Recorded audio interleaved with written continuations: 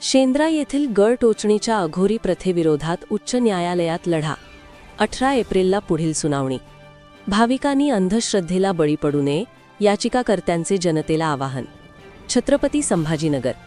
शेंद्राजी छत्रपती संभाजीनगर येथील मांगीर बाबाच्या यात्रेत चालत असलेली पाठीत लोखंडी गळ टोचून घेण्याची अघोरी प्रथा बंद व्हावी, यासाठी मुंबई उच्च न्यायालयाच्या औरंगाबाद खंडपीठात लढा तीव्र झाला आहे. या संदर्भात याचिकाकर्ते लाल सेना संघटनेचे कॉम्रेड गणपत भिसे यांच्या वतीने आज 27 मार्च रोजी खंडपीठात महत्त्वपूर्ण शपथपत्र दाखल करण्यात आले. या प्रकरणाची पुढील सुनावणी आता 18 एप्रिल 2056 रोजी होणार आहे. शेंद्रा येथील यात्रेत देवाच्या साक्षीने पाठीत लोखंडी गळ टोचून नवस फेडण्याची परंपरा अनेक शतकांपासून सुरू आहे. मात्र ही प्रथा अघोरी असून ती अंधश्रद्धेला खतपाणी घालणारी आहे. तसेच हा मांगीर बाबाच्या शौर्याचा अपमान आहे, अशी भूमिका घेत लाल सेनेच्या वतीने ॲडव्होकेट अंगद कानडे यांच्यामार्फत जनहित याचिका PIL नंबर 01/2019 दाखल करण्यात आली आहे. न्यायालयाचे निरीक्षण आणि याचिकाकर्त्यांचे प्रयत्न. 2019 मध्ये तत्कालीन न्यायमूर्ती नितीन सांबरे व न्यायमूर्ती प्रसन्ना वराळे यांच्या खंडपीठाने ही प्रथा कायद्याने बंद करण्याचा निकाल दिला होता. मात्र त्याची अंमलबजावणी करण्याची यंत्रणा कशी असावी याबाबत स्पष्टता नव्हती.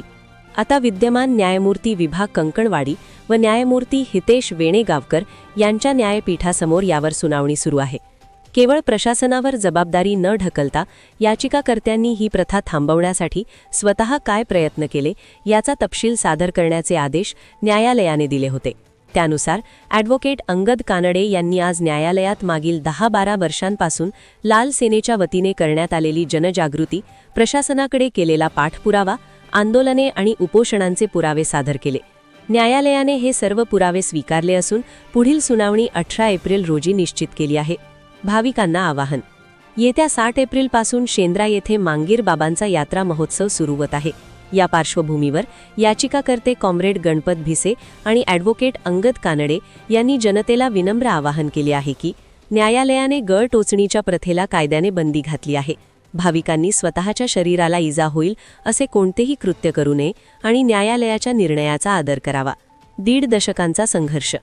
ही याचिका जरी गणपत भिसे यांच्या नावाने असली तरी या चळवळीत गेल्या 15 वर्षांपासून प्राध्यापक विजय क्षीरसागर, विश्वनाथ गवारे, पांडुरंग पवार, गजेंद्र पवार, सीताराम पवार, सुदर्शन शिंदे, अशोक उफाडे, गणेश उफाडे, जितेंद्र गायकवाड, संदीप कांबळे, नामदेव गायकवाड, भीमराव हत्यांबिरे, SB वैरागड, मिलिंद साळवी, उत्तम गोरे, प्रकाश बनपट्टे, अशोक उबाळे, कोंडिबा जाधव, किशोर कांबळे, दिलीप कांबळे यांसह पत्रकार संजय वरकड, ससो खंडाळकर, श्रीकांत भराडे, सिद्धार्थ गोदाम, कृष्णा केंडे, रिझवानुल्ला, तुषार बोडके, अतुल खंडगावकर या मान्यवरांनी महत्त्वाची भूमिका बजावली आहे. संपादक आनंद भालेराव, किनवट टुडे न्यूज, किनवट, नांदेड.